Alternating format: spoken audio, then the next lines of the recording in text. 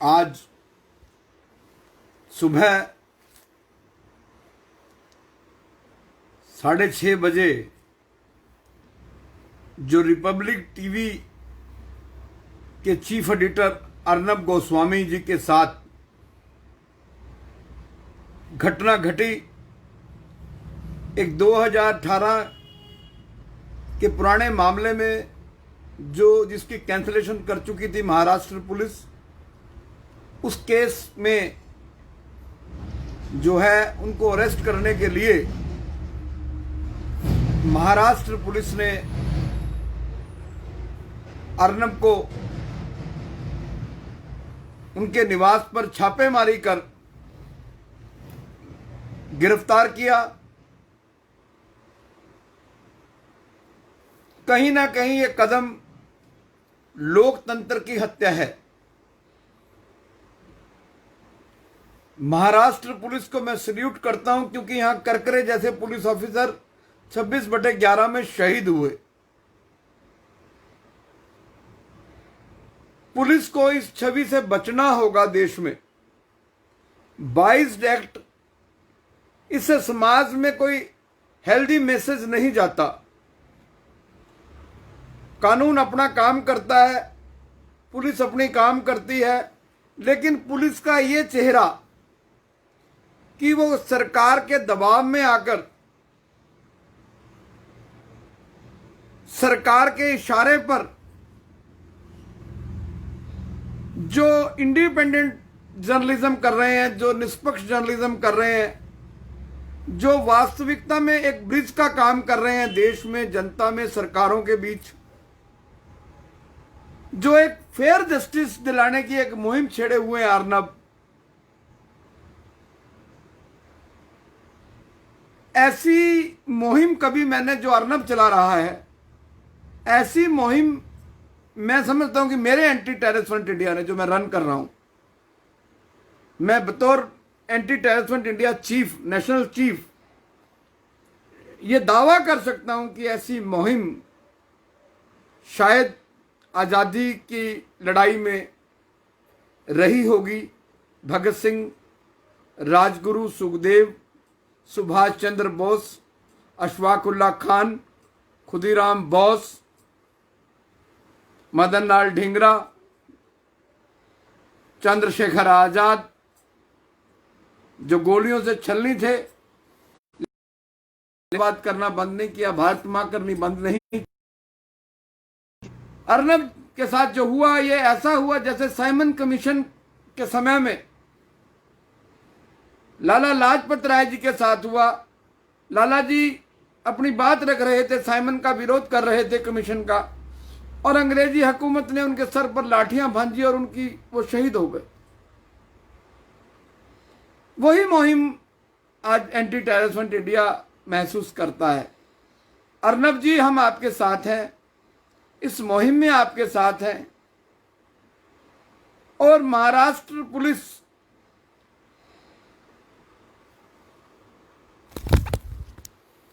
इस बात को ना भूले। एक गाइडलाइन आई थी सुप्रीम कोर्ट की, DK बासु बनाम वेस्ट बंगाल, उसमें कुछ गाइडलाइंस जो है निर्धारित की थी। अरेस्ट मेमो देनी होती है, किस केस में गिरफ्तार किया जा रहा है, क्यों गिरफ्तार किया जा रहा है, किसके सामने गिरफ्तार किया जा रहा है, दिस एंड दैट। लेकिन जिस तरह की छापेमारी आज अर्नब गोस्वामी के यहां हुई, जो एक जस्टिस का नाम है अर्नब, यदि देश की तमाम मीडिया अर्नब की सोच पर पहरा दे दे, अर्नब की मुहिम पर चल पड़े, तो मैं समझता हूं कि देश में राम राज आ जाएगा, आतंकवाद खत्म हो जाएगा, भ्रष्टाचार खत्म हो जाएगा, पुलिस की जाति बंद हो जाएगी, पुलिस का इंजस्टिस बंद हो जाएगा, यातनाएं बंद हो जाएंगी, झूठे केस दर्ज होने बंद हो जाएंगे, फिर इन्वेस्टिगेशन शुरू हो जाएगी।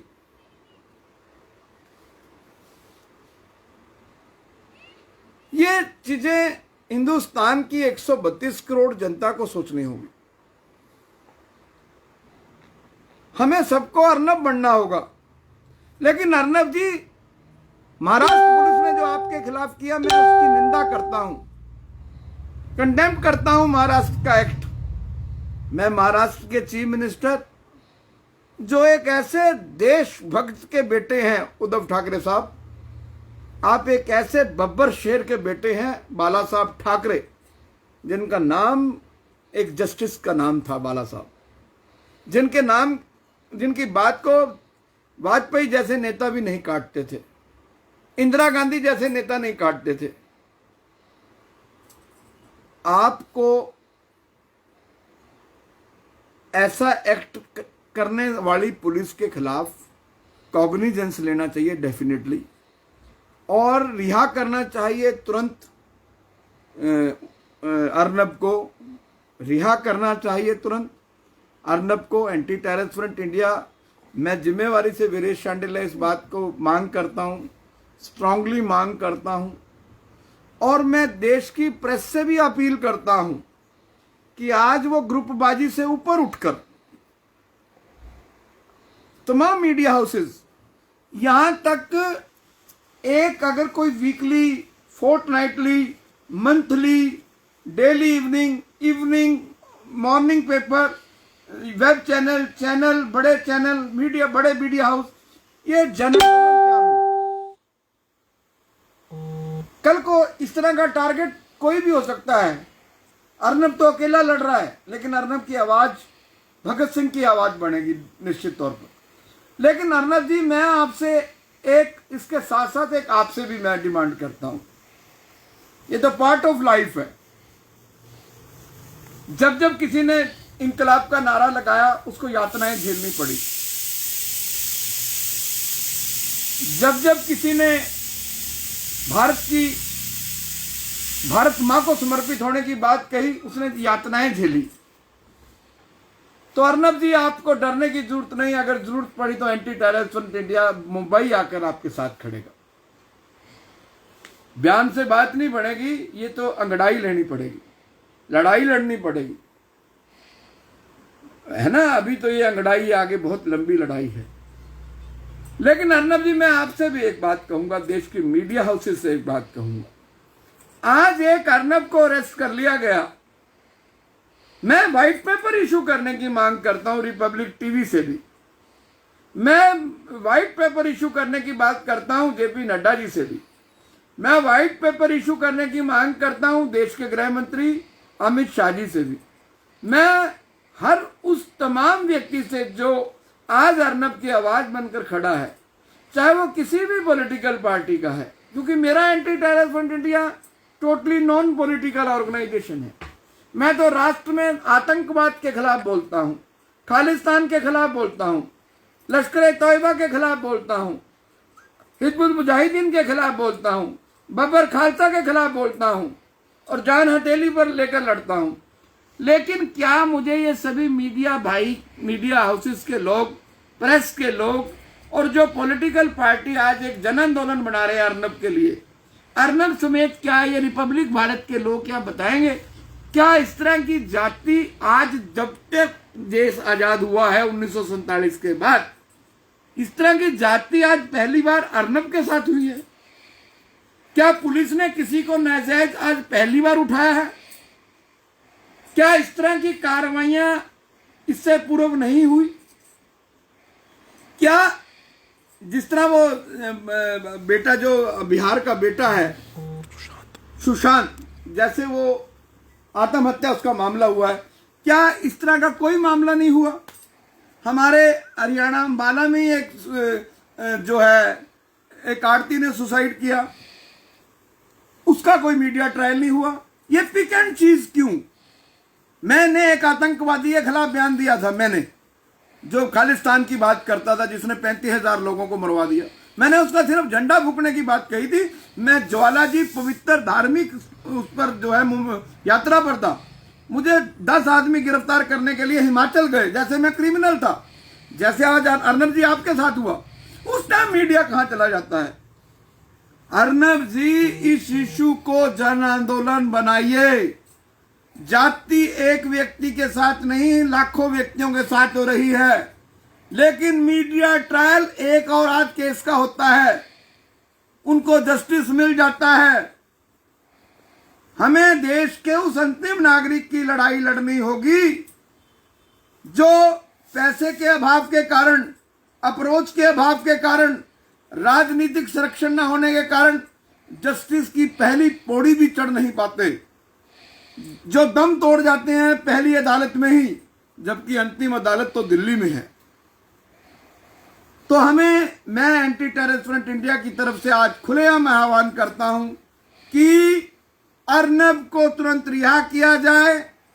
अर्नब जी, आप जिस तरह आपके साथ हुआ है, आज आपको संकल्प लेना है कि देश में किसी भी व्यक्ति के साथ अगर पुलिस जाति करेगी, किसी पत्रकार के खिलाफ कोई झूठा मामला दर्ज करेगी, डेमोक्रेसी के फोर्थ पिलर पर चोट करेगी, कुठाराघात करेगी, फॉल्सली इम्प्लीकेट करेगी, लेट डाउन करेगी, डिफेम करेगी, कॉन्स्पिरेसी करेगी, तो देश में एक अर्नब गोस्वामी, आप भगत सिंह हो इस युग के, आपको बीड़ा उठाना होगा, आपके साथ पूरा देश चलेगा। मेरा एंटी टेररिस्ट फ्रंट इंडिया आपके साथ है, लेकिन आप एक अर्नब नहीं, आप जैसे लाखों अर्नब है जिनके साथ ग्रेट अनजस्टिस हुआ है। झूठे केस बंद करवाने की मुहिम चलाई जाए, झूठी इन्वेस्टिगेशन करने की मांग उठाई जाए, झूठे मुकदमे दर्ज सरकारों के इशारे पर करवाने बंद किए जाएं। क्यों लोग आत्महत्या करते हैं, कितने लाखों लाख लोगों ने आत्महत्या की, मीडिया ट्रायल चंद केसों का क्यों बढ़ता है, इस बात का भी अर्नब जी आपको मुहिम चलाना होगा। मेरी ये बात आपको अच्छी लगे तो जन जन तक जाए। मेरा एंटी टेररिस्ट फ्रंट इंडिया, मैं वीरेश शांडिल्य कंडेम करता हूं, हिंदुस्तान के राष्ट्रपति से मांग करता हूं कि तुरंत रिहाई या गवर्नर को आदेश दिया जाए कि गवर्नर जो है तुरंत कॉग्निजेंस ले, क्योंकि गवर्नर साहब जो हैं हेड ऑफ कॉन्स्टिट्यूशन होते हैं स्टेट के, वो संविधान के मुखिया होते हैं जिस राज्य के गवर्नर होते हैं। इसलिए गवर्नर साहब तुरंत संज्ञान लें, ताकि ये अंग्रेजी हुकूमत नहीं चलेगी। यहाँ आतंकवाद का राज नहीं है, यहाँ मुगलों का राज नहीं है। देश आजाद हो चुका है 1947 में। जो लोग इस गलतफहमी का शिकार हैं कि देश आजाद नहीं हुआ, उनका इलाज फिर देश की जनता अर्नब के साथ मिलकर करेगी। अर्नब का सहयोग करें, अर्नब का साथ दें और अर्नब की सोच का इस तरह साथ दें।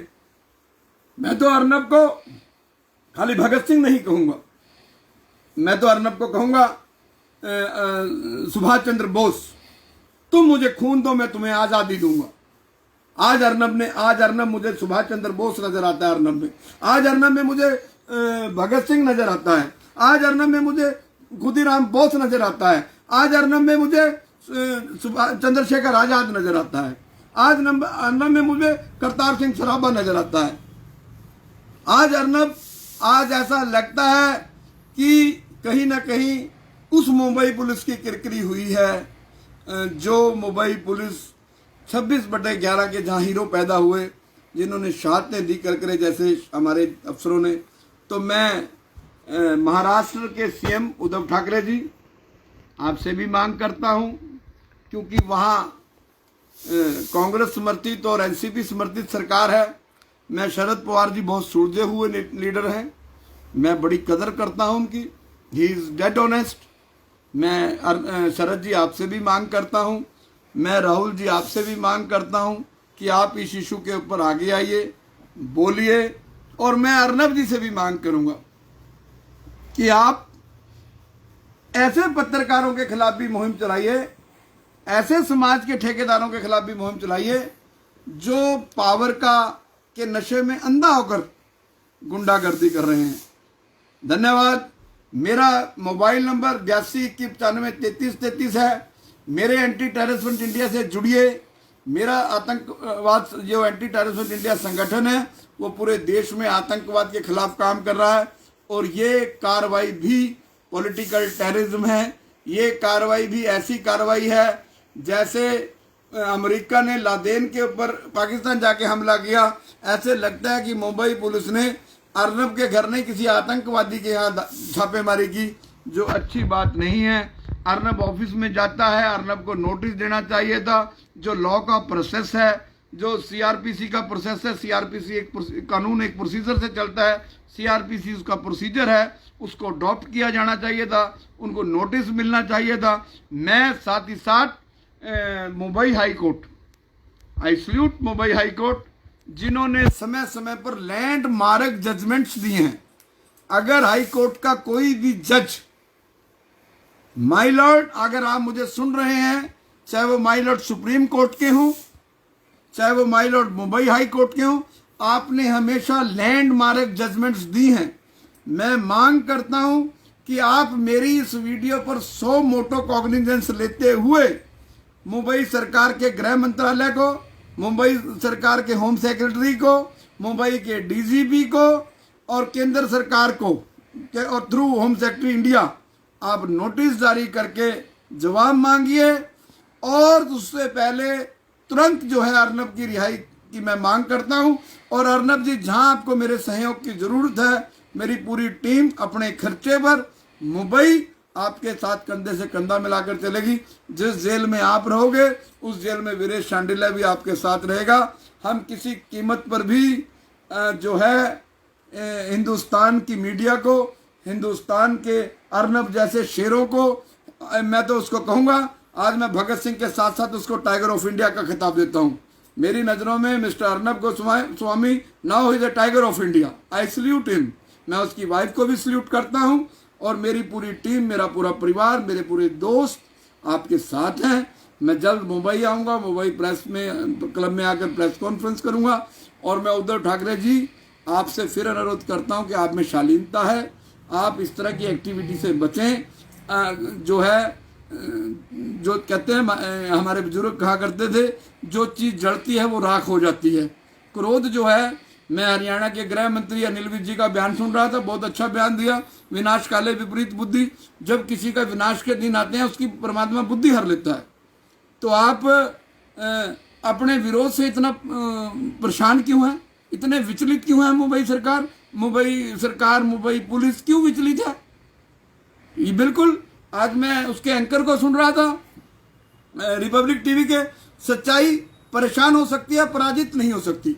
अर्नब जी, जो ये व्यक्ति आपके सामने बैठा है, इसने अकेले लड़ाइयाँ लड़ी हैं। वीरेश शांडिल्य, मुझे वो कर्मा फिल्म का एक डायलॉग है, मैं आज वो लोगों को याद करवाना चाहता हूँ। कर्मा फिल्म देखिएगा, उसमें एक दिलीप कुमार का डायलॉग है कि विश्वनाथ प्रताप युद्ध की भूमि पर अकेला जाएगा। अगर जरूरत पड़ी अर्नब जी, मैं आपके लिए अपनी गर्दन कटवा दूंगा।